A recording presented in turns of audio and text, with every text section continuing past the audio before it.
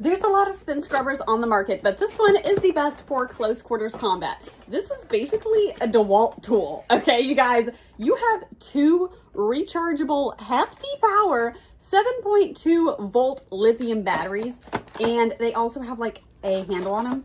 Well, this is a handle on it. Okay, so that's your first thing. I'm just gonna take this device and I'm gonna pop the battery in there. Literally a DeWalt tool.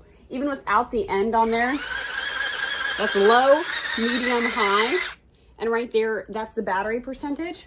So these are your endings. You have the brush, which I'm gonna pop in there. It's a little bit tricky to get it on at first. You just kind of have to find where it lines up and pop it on, just like that. And then you can see how it turns. Amazing, and you have the handle as well to stay, either just to hang it or just to wear that. So you have these endings and these Velcro attached to this Velcro end. You can pop that on if you wanted to use this to clean like maybe a stove or something that needed a lot of work.